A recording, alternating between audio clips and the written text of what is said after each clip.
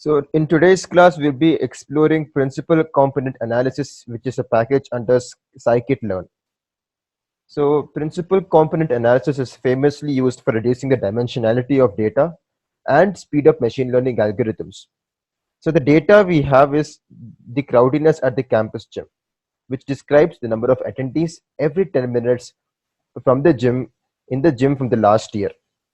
So we are going to apply firstly principal component analysis on the dataset using scikit-learn and find the dimensions, which can also be called as components with maximum variance. Maximum variance means how the data is well spread out. So features with little variance in the data are projected into a lower dimension, and following which models will be then trained upon the transformed dataset to apply machine learning techniques.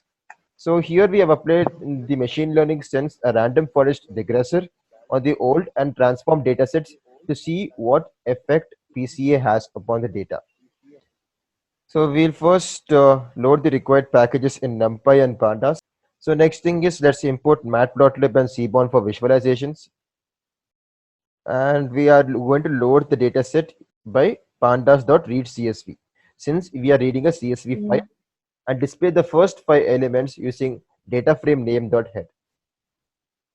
So this is the entire data set, which describes the number of people, the date, the timestamp, the day of the week from 1 to 7, is a weekend or not, is a holiday or not, temperature during that time, is it whether a start of semester or not, or is it during the mid of semester, month and hour. So these are the data we have.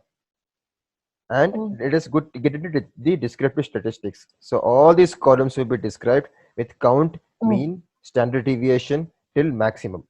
And df.core, it shows correlation basis default method of Pearson's correlation between the various columns. Okay. Now you know why the diagonal elements are one, right? Same columns. That's why. On the x and y axis, same columns are present. Hence, the correlation is one. Same thing goes here and here. Okay. And let us look at the name of the columns which we have. So you get it done by data frame name, which is df.columns.values, and you have all the column names present here. So first things first, let us determine if there is a relationship between temperature and apparent temperature. So apparent temperature is something we're going to calculate on our own. So first thing is, since it's American data set, the temperature is present in Fahrenheit metric. So let us convert the temperature to Celsius using the formula C is equal to F minus 32 into 5 by 9, which is Fahrenheit minus 32 into 5 by 9. So let us get the Fahrenheit temperatures out as Fahrenheit from DF temperature series, and type is series. Now let us convert this into a list. How you do convert a series into a list is series name dot to list. Let's get this done, and let us visualize the first 10 elements in this. Next thing is we'll apply a lambda function. Lambda function is nothing but you define a formula here. Okay, x is lambda x such that formula, and here is the data which is going to be applied upon the formula which is going to be applied upon the data. So this formula is a formula to convert Fahrenheit to centigrade. So we are passing all the Fahrenheit data and defining it as Celsius. So let us just convert it and see. So now these are the first 10 elements in the Celsius list, and these are the first 10 elements in the Fahrenheit list. So we have converted Celsius to Fahrenheit. Now let us convert this particular list into a pandas series. So how you do is, for defining a pandas data frame, we normally do pd.data frame of data. Similarly, for pandas series, you do it in a pd.series of data, which is what we have done here. We have passed a list of values which are Celsius values and defined it as a pandas series, and let us just save it as temperature Celsius. So this is what we have now. Okay, now let us apply series upon the temperature column. So temperature is equal to temperature Celsius. So we are redefining the temperature by converting the Fahrenheit temperature into Celsius temperature. If you notice here, all the Fahrenheit temperature values have been converted into Celsius. Yeah, we're defining a new column and passing the values temperature Celsius. So apparent temperature is something you can find in the end because it is a newly defined column, and all of them are Celsius based temperatures. Now let us define the dependent and independent variables. So the dependent variable is nothing but number of people. So you're applying a random forest regression machine learning algorithm to predict the number of people coming at a gym at a particular time. So this is the number of people which you have here. Let us define it as X. So all the rows and the zeroth column. This is what it says, right?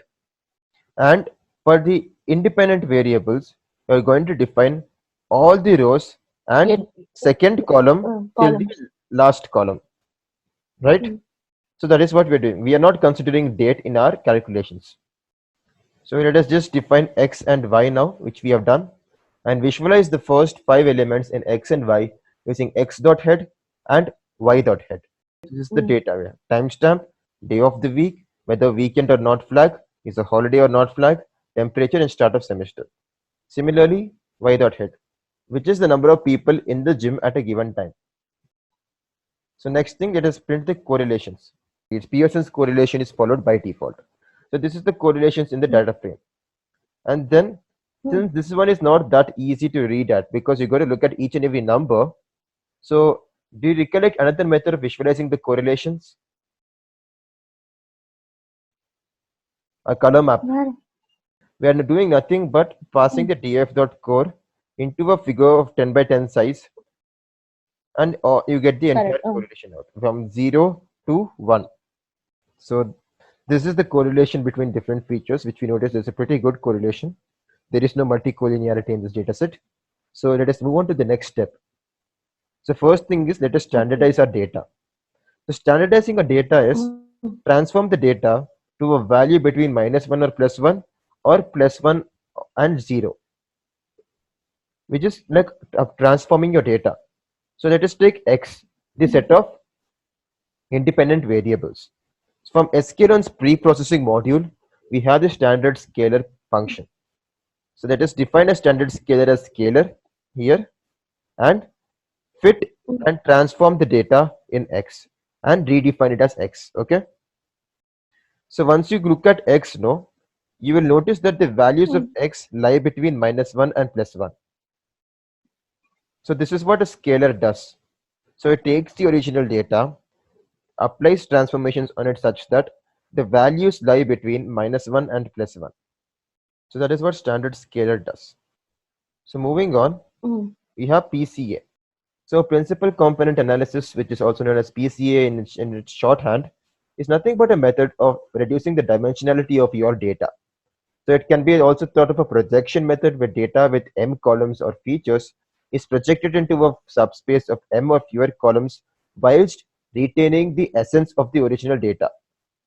So I will show you a nice visualization. So first, let us assume you have a data set with just 3 features. So in PCA, it will then be projected into a 3-dimensional subspace, right?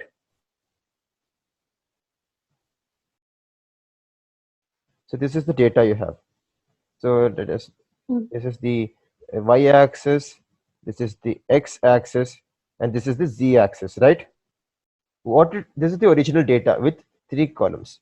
So what to do next is, upon applying PCA upon this data, let us say you want your next data to have just 2 columns, but you also want the essential features of the 3-dimensional data to be retained in your 2-dimensional subspace. So for that, you apply PCA algorithm.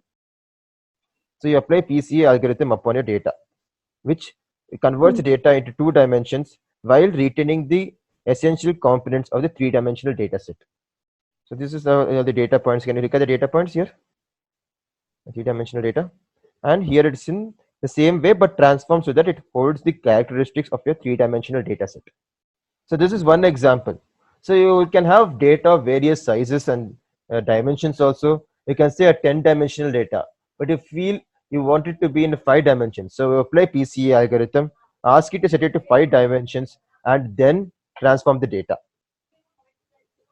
So let us apply from sklearn's decomposition module, import the PCA algorithm. It's pretty simple in Python, as most of the essential algorithms are placed in sklearn's package. So Let us define PCA as PCA algorithm and apply fit transform method upon X. And let us see how the data looks like after transforming it. So now do you notice any difference? So that is, look at the shape of X. So it has 6 columns. See, one benefit is in decomposing the data is you get to speed up machine learning algorithms and enhance their performance. So if you want to enhance the performance of your machine ML model or algorithms, you transform the data first with PCA and then send it to your algorithm for training. That way training speed will be faster, testing speed will be faster, and its performance during validation will be excellent. And this is the covariance matrix in PCA. So it's nothing but the relationship between the various columns and its plottings here. So if you notice the shape of this, no, it'll be 6 comma 6. So 6 columns, how they related to the other 6 columns. That's it in your existing data set. So that is the PCS covariance matrix. So in this case, you have only 6 columns in X. Hence, the covariance matrix has 6 comma 6 shape, quite similar to that of your correlation plot. So we will be exploring PCA much in depth. This is just a small touching of PCA. Once we move on to explained variance ratio in the next sections. The first thing is explained variance ratio. So explained variance ratio is nothing but the ratio between the variance of the principal component and total variance. So whereas for several principal components, you add up the variances and divide by the total variance. So let us get the explained variance ratio first. So first thing is you have this covariance matrix, right?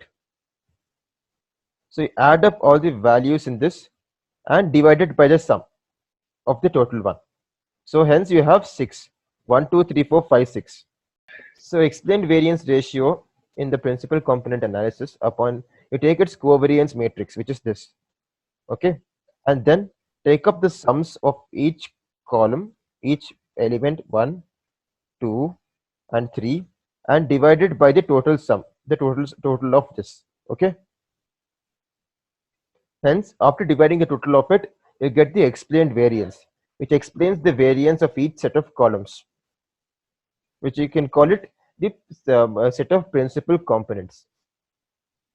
So you'll understand it much better once we plot the explained variance ratio and the principal components.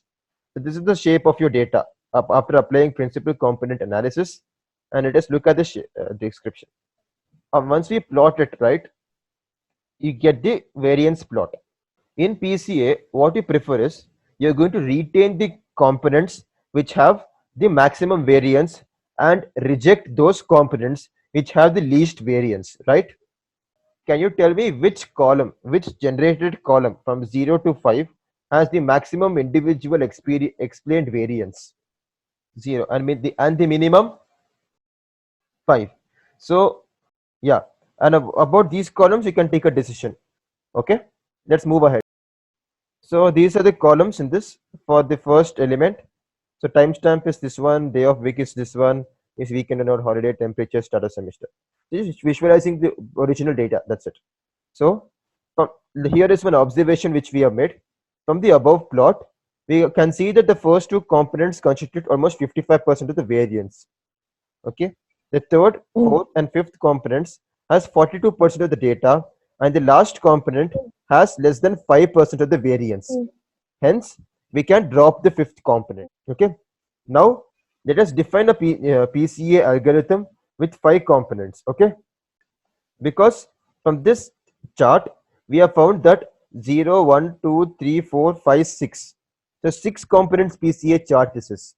So since the sixth component, which is 5, is not having much variance, we are going to drop this and generate a new set of components which have only 5 components. Okay. So now let us define n components is 5 and apply PCS fit transform upon it, and this is the data you have.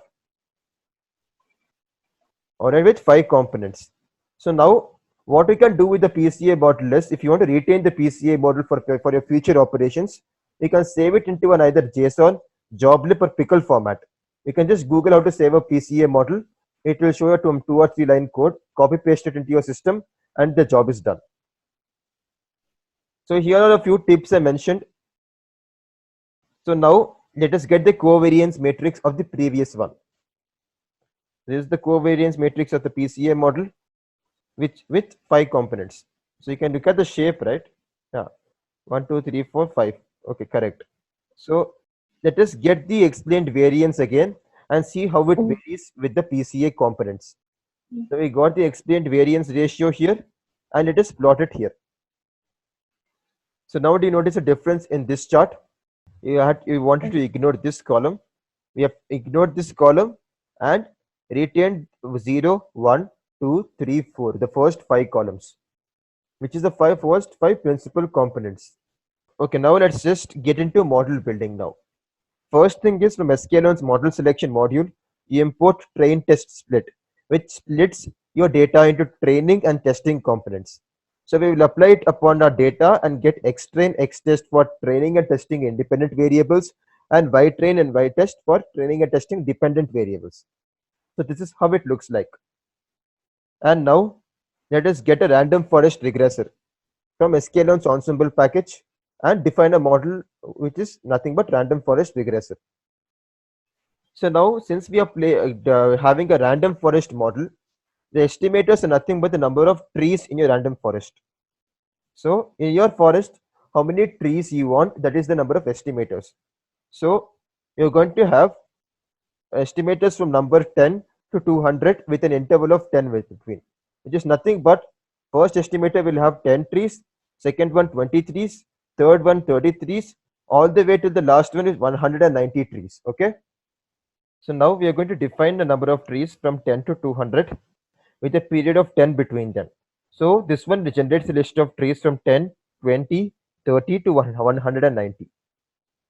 So now what we're going to do is we're going to define the parameters of n estimators as n while iterating in the number of estimators in the for loop, following which we will train the model with model.fit upon the training data. Okay.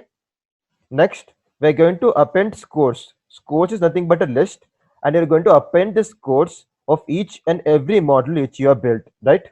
By running the scoring upon the testing data. Now let us print the scores and train the model. So it will take some time as the data is quite big, and we are iterating through many trees. So after this, we're going to see the effect of n estimators. I just run this. Okay.